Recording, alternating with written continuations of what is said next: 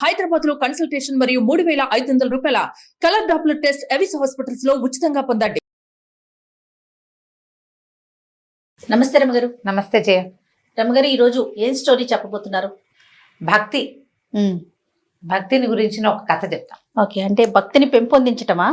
పెంపొందించడం కాదు, అసలు భక్తి, నమ్మకం, అపనమ్మకం, భగవంతుడిని తెలుసుకోవటం, తెలుసుకోకపోవటం, జ్ఞానికి అజ్ఞానికి ఉండే వ్యత్యాసం ఏమిటి? ఇంట్రెస్టింగ్ అండి. విషయం ఇంట్రెస్టింగే, కథ కూడా చాలా ఇంట్రెస్టింగ్ గా ఉంటుంది. చెప్పండి. ఇప్పుడు చాలా కాలం క్రితం పల్లెలు వాట్లల్లో పెద్దగా దేవాలయాలు అవి లేని ఊళ్ళు ఉండేవి వరకు. ఇప్పుడు ప్రతి పల్లెకి బోల్డని దేవాలయాలు, చిన్న చిన్న ఊళ్ళల్లో కూడా పెద్ద పెద్ద కట్టడాలు అవన్నీ ఉన్నాయి. కాదు రమ్మగారు, ప్రతి గ్రామానికి ఒక రామాలయం అంటారు కదండి. రామాలయం అంటే ఒట్టిగా మండపం, ఒక మందిరం లాంటిది. రాముల వారి విగ్రహాలు, ధూపదీప నైవేద్యాదులు అవి ఏముండవు. ఇప్పుడు మా ఊరుందా, మా ఊళ్ళో ఒట్టి రామభజన మందిరమే అది. రామాలయం అంటే సీతారాముల లక్ష్మణుల విగ్రహాలు, ఇవి షోడశోపచారాలు చేయటాలు అవి చాలా తక్కువే చేయ. భజనలు ఉండేవి, రామభజన చేస్తారు. మాకు 2 రామభజన మందిరాలు ఉండేవి. ఇప్పుడు కూడా అవే రామభజన మందిరాలు ఉన్నాయి. అక్కడ విగ్రహాలు ఏముండవు, ఏమి లేదు. 2 పటాలే, అక్కడో పటం ఇక్కడో పటం. ఇక్కడ కొన్ని జాతుల వాళ్ళు ఇక్కడ, కొన్ని జాతుల వాళ్ళు అక్కడ చేసుకోవడం. ఇప్పుడు ఒక మహాలక్ష్మి వారు, మా ఊళ్ళ అమ్మవారు వెలిసిన ఒక దేవాలయం ఉంది, మా వాళ్ళు కట్టింది అంతే. అది కూడా దేవాలయం అంటే పెద్దగా మనకి గోపురాలు అవి ఉన్నది ఏం కాదు. ఒక భక్తికి ఒక సులువైన మార్గం అంతే. భగవంతుని తలుచుకునేందుకు సులువైన మార్గాలు. ఇప్పుడు పల్లెటూళ్ళల్లో, కొండ కోణల్లో ఎక్కడుండేవి దేవాలయాలు? ఉండేవి కాదు. అయితే ఏమైంది, పూర్వం చాలా కాలం క్రితం ఒక పల్లెటూళ్ళలో, ఒక పల్లెటూరుకి ఆనుకుని ఒక కోయ జాతులు కొండవాళ్ళు ఉండే ఒక పెద్ద అడవి ఉండేది. పల్లెటూళ్ళలో ఏదో సామాన్య పాఠక జనం ఉండేవాళ్ళు, 4-5 బ్రాహ్మణ కుటుంబాలు కూడా ఉండేవి. ఏదో ఎలాగోలాగా అప్పుడు ఏంటంటే కొద్దిగా చారెడు భూమి ఉంటే ఏదో దున్నుకుని వచ్చిన వడ్లతోటి అన్ని మారకపు రోజులు, వస్తు మార్పిడి రోజులు. అలాగే ఏదో బతికేవాళ్ళు. పెద్దగా డబ్బులు గిబ్బులు అన్ని చోట్ల డబ్బు ఉండటము, ధనంగా ధనికులు భూస్వాములు ఉండే రోజులు కావు అసలు అవి. ఒకవేళ ఉన్నా ఎక్కడో పెద్ద ఊళ్ళల్లో ఉండేవాళ్ళు. ఈ పల్లెల్లో వాటిల్లో ఏదో ఉంటే పొలాలే తప్పిస్తే డబ్బున్న వ్యవహారం ఏమీ కనపడేది కాదు. అయితే ఈ పల్లెటూరును అనుకుని మొన్న అడవి ఉంది కదా, అందులో కొన్ని కోయ కొండ జాతుల వాళ్ళు ఉండేవాళ్ళు. అయితే ఏమైందట, ఓ సంవత్సరం బాగా వానలు పడి పైనుంచి ఒక సెలయేరులో కొన్ని దుంగలు అవి కొట్టుకొస్తాయి కదా అట్లా. అవునండి. చెట్ల కొమ్మలు కొట్టుకొస్తాయి, దుంగలు కొట్టుకొచ్చేస్తాయి. వానకి మొదలు కదిలిపోయి చెట్లు పడిపోతాయి, అదంతా కింద కొట్టుకొచ్చేస్తుంది. అట్లా కొట్టుకొచ్చిన వాటిల్లో ఒక అంత పెద్ద చింతమొద్దు దొరికింది వాళ్ళకి. చింతమొద్దు దొరికితే అది బాగుంది అనుకున్నారు. ఇప్పుడు మిగిలిన చెట్లు అన్ని ముక్కలు చేసి పెట్టుకున్నారు. ఈ చింతమొద్దుని మామూలుగా ఏం చేస్తారంటే చింత కానీ, వేప కానీ, మామిడి కానీ నీటిలో బాగా నాననిస్తారు. దాన్ని ఏదో అంటారు, పేరు గుర్తు రావట్లేదు. దీన్ని ఏంటంటే దాని లైఫ్ పెరుగుతుందనమాట. నీటిలో నానిన కొద్దికి గట్టిదనం వస్తుంది చెట్టుకి. తర్వాత దాన్ని ఆరబెట్టి దాంతో ఫర్నిచర్ చేసుకుంటారు. సీజనింగ్ అంటారు. సీజన్డ్ వుడ్ దాని పేరే అది. ఆ సీజనింగ్ ఏంటంటే నీళ్ళలో పడేసేయటం అనమాట. నిద్రగన్నేరు చెట్లు కూడా కొట్టేసి పెద్ద పెద్ద దుంగల్ని చెరువుల్లో పడేస్తారు. పడేసి కొంతకాలం బాగా అది నానిన తర్వాత దాని లైఫ్ పెరుగుతుంది. ఆ చెక్క లోపల ఇంక్లూషన్స్ ఉంటాయో వరుసల్లో లోపల ఆ తెరలు అవన్నీ ఫిక్స్ అవుతాయి అన్నమాట. దానికి బిగు వస్తుంది ఆ చెక్కకి. అట్లా ఈ నీళ్ళల్లో నాననిచ్చారు. ఆ చింతమొద్దుని ఒకరోజు పగలేద్దామని దాన్ని తీసుకొచ్చి బయట పెట్టుకున్నారు. బాగా ఆ మాత్రం ఎత్తుగా ఉన్నది, బాగా మంచిది. ఇట్లా కావలించుకుంటే ఒక పెద్ద 2 బలాడ్జులు అట్నుంచి ఇట్నుంచి పట్టుకున్నా వాళ్ళ చేతులు కలవనంత పెద్ద దుంగ అది. 2 బలమైన వాళ్ళు 2 చేతులు అట్నుంచి ఇట్నుంచి కావలించుకుంటే బాగా ఆ మాత్రం కైవారం ఉంటుందా, అంతకంటే ఎక్కువ. అంత పెద్దది, అంత పెద్ద దుంగ. అంత పెద్దదంటే చాలా మంచి వస్తువులు అవి బాగా తయారవుతాయి అని భావించారు. అయితే ఏం చేశారు, నీళ్ళ నుంచి బయటపడేసారు. కొద్దిగా ఆరాక దాన్ని పగలేయటానికి కొట్టేసరికల్లా ఏమైందంటే దానికి బార్క్ లాగా ఉంటుంది కదా, అది ఏమంటారు మన బెరడు, అది ఊడిపోయింది. అది ఊడిపోయి దుంగ కొంచెం పక్కకి వాలితే కింద అది పగలగొట్టడానికి దుంప తెగింది. ఒక కుర్రాళ్ళు కొంతమందికి నేల మీద పడుకున్నారు. ఒక కుర్రాడు నేల మీద పడుకుని ఇట్లా అలా చూసేసరికల్లా ఆ దుంగకి ఇవి చెక్కల్లో ఒక రకమైన తెరలుగా ఒక డిజైన్ లాగా ఉంటుంది కదా, ఆ డిజైన్ ఎలా కనపడిందంటే దాని మీద ఉన్నది ఆ దుంగకి 2 కళ్ళు ఉన్నట్టు కనపడింది వాడికి. ఓ ఇది చూస్తోందిరా అన్నాడు. చూడటం ఏమిటి, దాన్ని నిలబెట్టారు. చూస్తే ఇట్లా నిలువుగా ఉన్న దుంగకి ఇట్లా 2 కళ్ళల్లే కనపడ్డాయి. అప్పుడు వాళ్ళు ఏమనుకున్నారు, ఎంత కొట్టినా కసుగందల చెక్క ఎక్కడ, బెరడు మాత్రం ఊడిందంతే. చూస్తున్నట్టుంది. చూస్తుంటే వాళ్ళకి సంతోషం వచ్చేసింది. ఈ దొంగని ఇది జేజి అని భావించారు. భావించి ఏం చేశారు, ఆ చెరువు పక్కనే ఎక్కడ సెలయేరు ఎక్కడ కిందకు వచ్చిందో దానికి కొంచెం పక్కగా ఆ తడి ఇవక లేకుండా చూసుకుని ఓ చోట నిలబెట్టారు. నిలబెట్టి పసుపు రాసి బొట్టు పెట్టుకున్నారు. అక్కడి నుంచి ఆ దొంగని జేజిగా భావించి రోజు దండం పెట్టుకోవటం మొదలుపెట్టారు. పసుపు రాసేవాళ్ళు, బొట్టెట్టేవాళ్ళు. ఏదో శుక్రవారాలు శనివారాలు ఏమీ తెలియదుగా వాళ్ళకి అమాసలు పున్నాలు తెలుసు, కార్తెలు తెలుసు. ఆ ప్రకారంగా అప్పుడు ఆ కార్తెలు అమ్మవారికి చేయవలసిన కొలుపులు ఈ దొంగ జేజికి చేసుకునేవాళ్ళు వాళ్ళు. అయితే ఒకనాడు ఈ పక్కన పల్లెటూళ్ళలో బ్రాహ్మణ కుటుంబాలు ఉన్నాయి కదా, ఈ పల్లె నుంచి ఒక ఆయన అటు దారేపోతూ చూసి ఇట్లా నిలబడి ఉన్న అమ్మవారిలో ఒక శక్తి ఆయన ఆకర్షించింది. ఆ నేత్రాలు కూడా చూస్తున్నట్టుగా కనపడ్డాయి. వీళ్ళు పైగా చక్కగా పసుపు రాసి బొట్టు అది పెట్టేసరికి పైన బొట్టు కింద నేత్రాలతోటి చాలా ఆకర్షణీయంగా కనపడింది. ఆయన ఏమనుకున్నాడంటే ఏదో శక్తి వెలిసింది ఇక్కడని రోజు దీపం పెట్టేవాడు. ఏం పెద్ద విశేషం ఏం లేదు, వచ్చి దీపారాధన చేసేవాళ్ళు. ఏదో పండో ఫలమో పంచదారో పట్టుకొచ్చి పెట్టేవాడు. ఈ పల్లె వాళ్ళు ఉన్నారుగా కొండవాళ్ళు, వాళ్ళు కూడా ఏదో పెట్టేవాళ్ళు తెచ్చి. అక్కడి నుంచి కొలుపులు అంటే వాళ్ళు ఏవో బలేసేవాళ్ళు, ఆ బలులు వేస్తుండేవారు. ఏం చేశారు, క్రమంగా 4 నిట్టాళ్ళు పాతి చుట్టూతా ఒక దడిలాగా కట్టారు. వానకి అది తడిసిపోకుండా, ఎండ క్రమంగా దొంగ కదా పాడవుతుందని భావించి ఓ చిన్న తాటాకు పందిరి, దాని కింద ఈ జేజి. సంవత్సరాలు గడిచినాయి. ఈ కొండవాళ్ళు కోయవాళ్ళు అంటే అయ్యోరు రోజు రోజు పూజ చేస్తాడు కదా, అందుకని ఏం చేసేవాళ్ళు, ఈ అడవిలో పండిన వెదురు బియ్యము, పప్పు, ఉప్పు, బెల్లం వాళ్ళు మారకల్లో తెచ్చుకునేవాళ్ళు. అయ్యవారికి కూడా ఏదైనా ఇవ్వాలని భావించేవాళ్ళు. భావించి ఈయన కొద్దిగా సమర్పించేవాళ్ళు. డబ్బులు ఏం లేవు, కానీ భోజనానికి మాత్రం ఏర్పాటు జరిగిపోయేది బ్రాహ్మణుడికి. ఆయన రోజు వాన వంగుడు చలికాలం ఏదైనా సరే రావడం, ఖచ్చితంగా ఉదయకాలం దీపారాధన చేయటం నియమం. దీపం పెట్టేవాడు ఖచ్చితంగా. ఆ దీపం పెట్టడానికి ఓ ఏర్పాటు, అది ఆరిపోకుండా చుట్టూ తడి ఇన్ని ఉన్నాయి కదా, ఇలా గడుస్తూ ఉండేది. చాలా కాలం ఇలాగే గడిచిపోయింది. ఆ దారిపోతూ ఓ దండం పెట్టుకోవటం. పల్లె వాళ్ళంతా రోజు ఏం చేసేవాళ్ళు, వెళ్ళేటప్పుడు దండం పెట్టుకునేవాళ్ళు, వచ్చేటప్పుడు ఇంత దొరికింది, నీ పొద్దు నేను చూసి దండం పెట్టుకున్నావు, ఇది దొరికింది. పొద్దు నేను చూసినా ఏమీ దొరకలేదు. ఆ రెండు, ఒకటేమో సంతోషంగా చెప్పేవాళ్ళు, రెండోది కంప్లైనింగ్గా చెప్పేవాళ్ళు. మర్నాడు నిన్ను అడిగాను కదా ఇవాళ దొరికిందని సంతోషించేవాళ్ళు. ఏముంది, భక్తి, మూఢత్వం అంతే. దొరికే నాడు దొరుకుతుంది, దొరకనాడు దొరకదు. దానికి అమ్మవారు చేసేది వీటికి ఇది ఏమీ లేదు, కానీ అలా నమ్మకం అనమాట. అయితే కొన్నాళ్ళ తర్వాత ఏమైందంటే, ఇది 12-13 సంవత్సరాలు నడిచిపోయింది. ఒకరోజు మంచి వర్షాకాలం, ఈయన దీపారాధన చేయడానికి వాన వేళనే వచ్చాడు.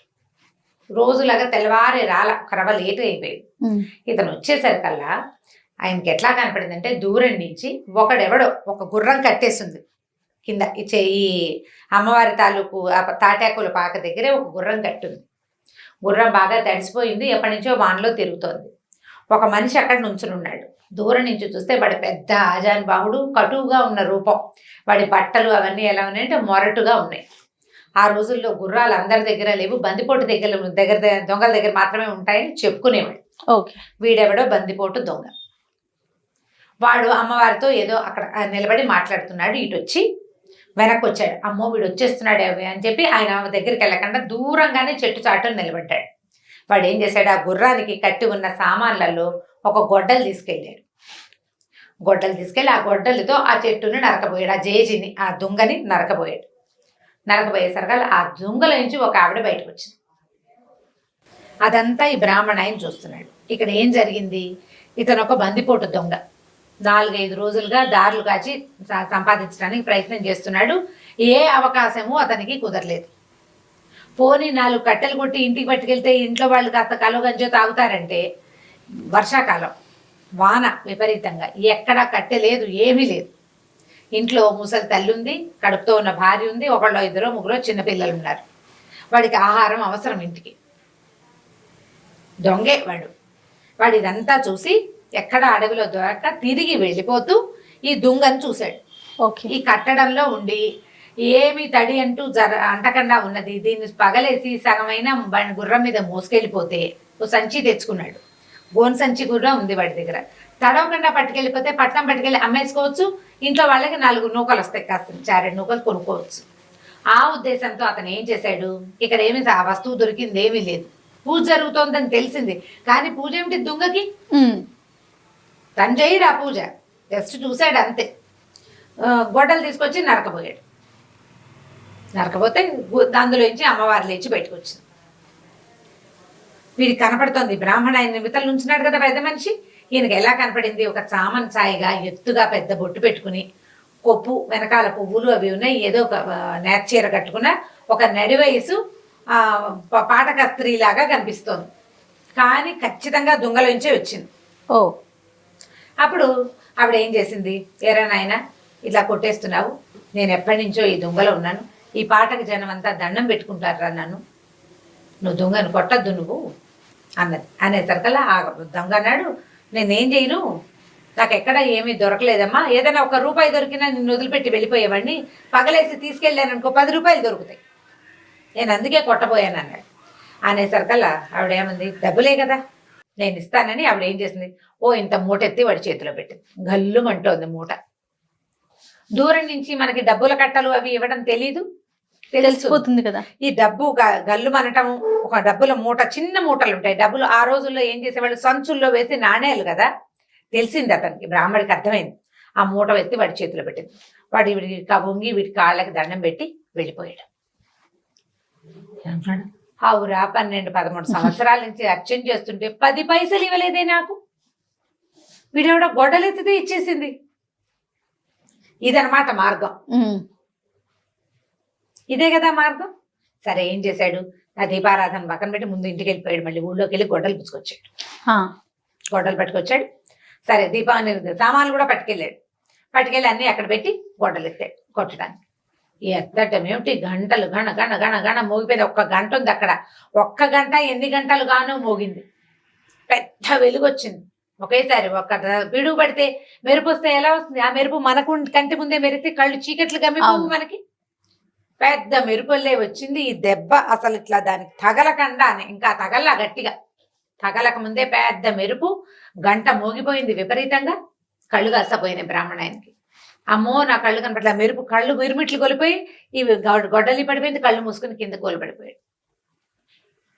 అక్కడి నుంచి లోపల నుంచి అమ్మవారు లేచి బయటకు వచ్చింది. బయటకు వచ్చేసరికల్లా, ఏం బ్రాహ్మణాయన అదేమిటమ్మా నన్ను గుడివాడిని చేసేసావు నువ్వు, ఇందాకటి వాడు కొట్టినప్పుడు వాడికి కొడుతుంటే వాడికి డబ్బిచ్చావే, ఇన్నేళ్ల నుంచి నిన్ను సేవిస్తున్నాను, నాకు 1 రూపాయి ఇవ్వల, పైగా కొడితే డబ్బిస్తావని నిన్ను కొట్టబోయాను నేను, వాడికి డబ్బిచ్చి నా కళ్ళు పోగొడతావా నువ్వు, నీకు భక్తుడిని కదా, 12-13 ఏళ్ళ నుంచి నిన్ను సేవిస్తున్నాను ఇన్ని సంవత్సరాలుగా అనేసరికల్లా ఆవిడేమందంటే, నిజం నువ్వు నా భక్తుడివి, వాడు నా భక్తుడు కాదు, వాడికి నేను ఉన్నట్టే తెలీదు, నన్ను అమ్మవారిగా భావించి కొట్టలే, వాడు దుంగగా భావించి కొట్టాడు, వాడు అజ్ఞాని, ఇందులో దేవుడు లేడని వాడు అనుకున్నాడు. నీకు తెలుసు నేను ఇందులో ఉన్నానని, నీకు తెలుసు కదా, తెలిసి నువ్వు నన్ను కొట్టబోయావు. భగవంతుడని తెలిసి, శక్తి అని తెలిసి కొట్టబోయిన వాడికి కళ్ళు పోవాలా, ప్రాణం పోవాలా? వాడు అజ్ఞానంతో చేశాడు, వాడికి తెలియదు, అసలు నేనెవరో తెలియదు వాడికి. నువ్వు 12-13 సంవత్సరాల నుంచి నేను ఇక్కడ ఉన్నానని నమ్మేవు, నాకు రోజు దీపం పెట్టావు, నువ్వు పెట్టిన దీప వెలుగులోనే ఈ ఊరి జనమంతా నన్ను చూసి దండం పెట్టారు. ఒక్కరోజు కూడా అన్నానికి వెతుక్కున్నావా నువ్వు? ప్రతిరోజు నీ అన్నం ఏర్పాటు చేశాను నేను, నువ్వు నాకు దీపం పెట్టినందుకు ప్రతిగా నీకు భోజనం ఏర్పాటయ్యింది, అది నేనే చేశానని మరి నేను కాకపోతే ఎవడు చేశాడు? వాళ్ళు నీకు తెచ్చిచ్చారు, నాకు నువ్వు దీపం పెట్టావు కాబట్టి వాళ్ళు నీకు ఇచ్చారు. మీ ఇంట్లో నువ్వు పెట్టుకుంటే తెచ్చియ్యరు కదా. ఇప్పుడు వాడు అజ్ఞానంతో కొట్టాడు, వాడికి నేను వద్దన్నా కొడతాడు, నేను వాడిని ఏం చేయలేను, ఎందుకంటే వాడు నన్ను నమ్మడు, అసలు నేను తెలియదు వాడికి. నీకు తెలుసు, తెలిసి నువ్వు చేయొచ్చా ఈ పని? తెలియని వాడు ఏ తప్పు చేసినా ఓకే, తెలిసిన వాడు చెయ్యొచ్చా? ఇది తప్పని నీకు తెలుసు, చెయ్యకూడదు కదా, అందుకే నీ కళ్ళు పోయినాయి. ఇప్పుడు చెప్పు, 100 నాణేలు వాడికి ఇచ్చాను, నీకు కావాలంటే ఇస్తా. మళ్ళీ 100 నాణేలు వాడికి ఇచ్చాను, నీకు కావాలంటే ఇస్తా. కళ్ళు కావాలా 100 నాణేలు కావాలా తేల్చుకో. నేను కావాలా నీకు, 100 నాణేలు కావాలా? ఇప్పుడు సమాధానం ఏది? బ్రాహ్మణుడు నిర్ఘాంతపోయాడు. కాదు, డబ్బుకు ఆశపడ్డాను నేను, ధనదేవత నన్ను అట్లా పిలిచింది, ఇన్నాళ్ళు నువ్వు నాకు అన్నం పెడుతున్నావన్న జ్ఞాపకం నాకు లేదు. నీ వల్లే నేను ఉంటున్నాను. నువ్వు నన్ను ఉండనిచ్చావు కాబట్టి ఉన్నాను ఇన్ని సంవత్సరాలు. నేను ప్రతిరోజు దీపం నేను పెట్టట్లేదు, నన్ను నువ్వు పెట్టనిచ్చావు. గుర్తించాడు. మనకు అవకాశం ఇస్తాడమ్మా భగవంతుడు. నేను చేస్తున్నానని అనుకుంటే ఎట్లా? ఈ పని చేసేందుకు నాకు అవకాశం భగవంతుడు ఇచ్చాడు. ఆయన ఇవ్వదలుచుకోలేదు. శక్తి మన ఈ పని చెయ్యనివ్వలేదు అంటే చెయ్యనివ్వదు, అంతే. ఇంకా చెయ్యనివ్వదలుచుకోకపోతే ఇక చెయ్యదు, ఏం లేదు, సున్నా. మనం ఇదంతా నీ ప్రతిభ ఎట్లా అవుతుంది? నీ కాలు చెయ్యి కదులుతున్నాయంటే నీ వల్ల? అది కాదే, నీ వల్ల కాదు, ఎవ్వడి వల్ల కాదు. నీ లోపల అంతర్జ్యోతి ఒకటి వెలుగుతున్నంత సేపే నువ్వు చేయగలుగుతావు. ఆ జ్యోతి కొడిగట్టిన మసిబారిన నీ వల్ల కాదు. దాన్ని అలా వెలిగించి ఉంచేదే భగవత్ శక్తి. అది ఒప్పుకుంటేనే నీ కాళ్ళు చేతులు అన్ని సమస్తము వదులుతాయి, నువ్వు చేస్తావు క్రియ, ఏదో విజయం సాధిస్తావు. భగవంతుడు ఒప్పుకోనిదే, శక్తి ఒప్పుకోనప్పుడు ఇంకా నువ్వు చేసేదేం లేదు. అవును. దాంతో ఆవిడ కాలు పట్టుకున్నాడు. నన్ను రక్షించు, నాకు బుద్ధి వచ్చింది. నేను జ్ఞానిగా ఉన్న అజ్ఞానిని భగవంతుడు ఉన్నాడని తెలిసినా తెలుసుకోలేని అజ్ఞానిని నేను. నన్ను కరుణించమంటే ఆవిడకి కళ్ళు వచ్చేసినాయి బ్రాహ్మడికి. కానీ ఆ అమ్మవారు అతనికి కనపడలా. బతిమలాడుకున్నాడు, కనిపించమని. నాకు ఒక్కసారి కనపడు, దూరం నుంచి చూశాను నిన్ను దగ్గర నుంచి చూసే అవకాశం నాకు ఇవ్వు. ససేమిరకు అనలేదు. జీవితంలో అతను ఆ శక్తిని చూడలేడు. ఇప్పుడు అసలు అమ్మవారు ఒక శక్తిని ఈ చెక్కలో ఉందని వాళ్ళు పూజిస్తున్నారని తెలియని అజ్ఞాని, ఒక దారులు కాచే దొంగవాడికి సాధారణంగా మనిషి రూపంలో ప్రత్యక్షమై వాడితో మాట్లాడి వాడిని నెమ్మదిపరిచి వాడికి కావాల్సిన డబ్బులు ఇచ్చి ఈ పని చేయబోక అని చెప్పి పంపించేసింది. ఇన్ని సంవత్సరాలుగా పూజ చేస్తున్న వాడికి ఎప్పటికీ వాడికి అవకాశం కనిపించదు. ఆ మనిషికి అవకాశం లేదా, బ్రాహ్మడికి ఆ అవకాశం ఇవ్వకుండానే అమ్మవారు లోపలికి వెళ్ళిపోయి ఆ తర్వాత ఎప్పుడూ ఎవ్వరికి కనపడలేదట. కానీ పూజ మాత్రం జరుగుతూనే ఉండేది, పూజ జరిగేది. ఈ నిదర్శనం ప్రపంచానికి తెలిసింది. ఆ నిదర్శనానికి ప్రత్యక్ష సాక్షి అయిన బ్రాహ్మడికి మాత్రం అమ్మ తాలూకు సారూప దర్శనం, సహజంగా ఉన్న రూపంలో ఉన్న దర్శనం ఆమె ఎట్లా కనపడుతుంది అతను ఎప్పటికీ చూడలేకపోయాడు, తెలుసుకోలేకపోయాడు. మనం ఏదైనా తప్పు అని మన లోపల తెలిస్తే అది చేయకూడదు. శక్తి ఉంది, ఏది కనపడదే, అలా ఉంటుందా ఇలా ఉంటుందా, కనపడదే అని అడగకూడదు. దాని స్వరూపాన్ని నీకు ఒకసారి అర్థమైతే నీ లోపల తెలుసుకోవడానికి ప్రయత్నించాలి. మనసులో ఆ జ్ఞాన దృష్టితోటి తెలుసుకోవాలి. సాకారమైన రూపంలో చూడాల్సిందేనని, నువ్వు కనపట్టలేదు కాబట్టి లేదని ఇలాంటి మాటలు మాట్లాడకూడదు. నీకు నమ్మకం ఉంటే, నీకు తెలియకపోతే వేరే కదా. నమ్మకం లేదు అని ఎవడు చెప్పడు, ఒకవేళ చెప్పినా అది అబద్ధం చెప్తున్నట్టే. అది అబద్ధం చెప్తే ఇప్పుడు ఉన్నాయి కొంతమంది చూడండి వితండవాదం చేస్తా ఉంటారు. ఏది ఎక్కడుంది, ఇక్కడుందా, అక్కడుందా, చూపించండి అని. ఇలాంటి వాళ్ళకి ఇలాంటి కథ నిజంగా చెంప పెట్టే కదా. మన శరీరంలో ప్రాణం ఎక్కడుందో ఒక చోట నువ్వు చూపించు, నువ్వు చేయలేదు. అది ఇందులో ఒక్క పదార్థం నువ్వు చేసింది కాదు. నీ శరీరంలో నువ్వు పైన గోళ్ళకి రంగేస్తావు, ఏది గోరు మొలిపించు, నీ వల్ల అవుతుందా? గోరింటాకు గోళ్ళని పెట్టుకుంటాం. ఈ చర్మం తెప్పించు ఎక్కడి నుంచి అయినా. చర్మం దానంతటది తెచ్చుకుంటుంది. రిపేరబుల్ పొజిషన్ లో ఉంటే బాడీ దాన్ని రిపేర్ చేసుకుంటుంది. అది ఎవ్వరూ చేయలేరు. ఎస్, ఇవన్నీ దానంతటది చేయవలసిందే తప్ప నువ్వు చెయ్యని దానికి నువ్వు సాక్ష్యాలు అడిగితే ఎలా కుదురుతుంది? చాలా బాగుంది రమ్మగారు. కథ మాత్రం చాలా అద్భుతంగా ఉంది. అదే నేను చెప్పట్లా, వితండవాదం చేసే వాళ్ళకి నిజంగా చెంపపెట్టు లాంటి కథలు ఇలాంటివన్నీ కూడా అవును, అద్భుతంగా ఉంది. పిల్లలకి చెప్తానికి బాగుంటుంది, పెద్దవాళ్ళు తెలుసుకోవడానికి ఇంకా బాగుంటుంది. రైట్ అండి, నమస్తే. నమస్తే.